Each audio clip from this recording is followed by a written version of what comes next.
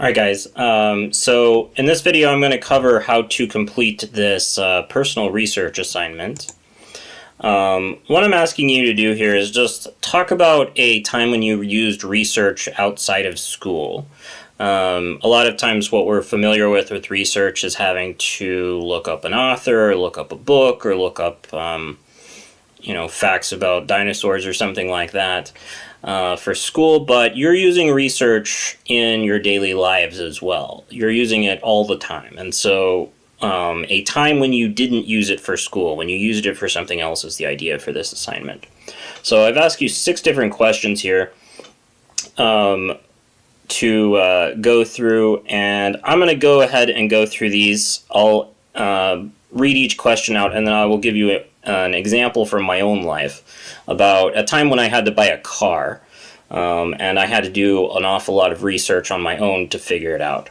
So tell us about a time you had to do research on your own outside of school. First of all, number 1, describe the situation. Why did you need to conduct research? What did you need to find out? State your challenge as a question that needed to be answered. So a few years ago, I had a car that just kept breaking down over and over again. It had been my uncle's car. It had been in a couple of accidents because he's not a very good driver. And it had some kind of engine problems where it would die at stoplights all the time, and it was really embarrassing. And I couldn't bring people anywhere in it because I was afraid that it would die like that and we would get stranded. So after a while, I got tired of having that problem, and I decided to go and buy myself the first car that I ever actually bought for myself. And so I wanted to find a car that would not do that anymore. I didn't want a car that would break down or that I ever had to take to mechanics. I wanted the most reliable car I could find.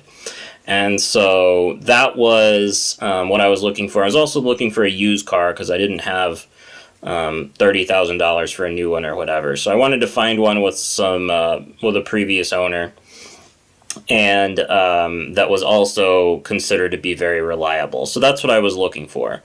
The question is, what was the most reliable used car that I could find at the price that was my price range? So question 2, who was involved in the situation? Just you, or did the research and conclusions affect others? Did you conduct research alone or with others? It mostly affected me because I'm mostly the one who was driving my car, but I couldn't give my friends rides or anything like that. I couldn't visit home as often because I was always afraid that my car was going to strand me on the side of the road or strand all of my friends as well. I had my dad help me out some with conducting research, and I'll talk about that more in question 3. So question 3, how did you explore possible answers to your question? Did you look for information? Where did you look for information? Did you ask anyone for advice? Did you look for information that others had written, or did you gather information by talking to people? First person I asked was my dad, because my dad knows a lot more about cars than I do. And he told me which cars he thought would be the most useful, and he told me how he looks for cars. And so I used a lot of that advice. I went and I also used some websites that are out there. First one that I looked up was called Consumer Report, which it used to be a magazine, now it's a website, and what they do is they poll people that subscribe to their magazine about the products that they buy, and especially really expensive ones like cars, and see how good those products are. And so I looked at that, and I found the most reliable automobiles, and these are automobiles with legendary reliability is what they called it. And the ones that I found were Toyota Camrys and Corollas, and Honda Civics and Accords. So those are mid-size sedans, 4-cylinder engines that are just very reliable because they've been built pretty much the same way for a very long time. The next place that I looked was I just Google searched those 4 kinds of cars in my area. And if you do that, a lot of dealers have their cars listed on cars.com and some other sites, and those sites are pretty useful. And I found about 80 different cars in my area, and then I searched those, used ones rather, and then I searched those from low price to high price and looked at the mileages that they had and stuff. And then the last thing that I did after I narrowed it down a little bit was I used Carfax, which is a website that you guys have heard of before probably, with the little puppet fox. And what that'll tell you is the accident history of your car, how many owners it's had, if it's been used as a rental car or a police car or something like that before, which are red flags. So that's what you want, is a car that doesn't have any accidents. It only has 1 owner. It's had a maintenance history where it's got the oil changed every time it's supposed to, and it hasn't been used as a rental car or anything like that. And so I found one like that, 80,000 miles, which is pretty good, and it's the paint was a little spotty, which ended up taking a little money off of the price for it. And so once I found that, I went to the dealership, I test drove it, it drove really smoothly.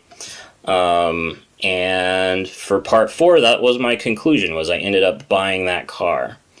It's a 2-door Civic coupe, so from 2007. I've put about 50,000 miles on it now, and it's still the car that I drive today. It's ugly looking because the paint is messed up, but it hasn't given me a lot of problems. So that's the car I ended up picking, and it works really well.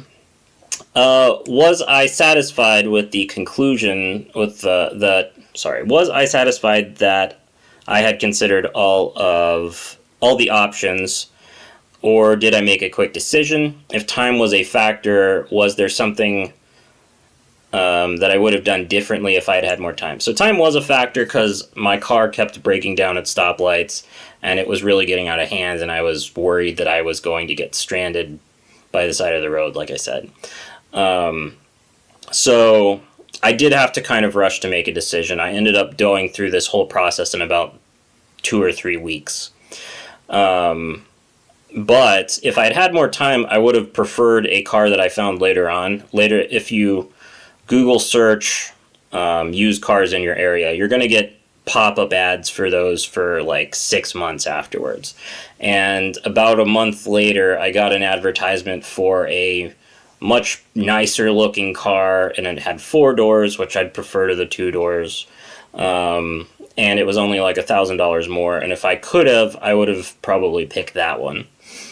But I'm still pretty satisfied with what I ended up getting. How did I share my results of my research? Who wanted this information? And how did I present it to them? So I'm sharing this with you now, I guess. I also shared the results by being able to drive people around and being able to visit home more often. Yeah, that's pretty much how I went about sharing my results with you. Maybe if you found a restaurant to eat at, maybe you ate together at that restaurant or whatever. One other thing that I should have said for number 3, I took the car to my mechanic. You should always have a mechanic look at a car before you buy it if it's a used car, and had him check it out. So that's another thing that I should have put for number 3. All right, go ahead and answer these questions for yourself, and post your answers here in the submission box. Tell us about a time when you actually did research on your own. Yeah, that should be, I look forward to reading those. All right, see you guys in the next video.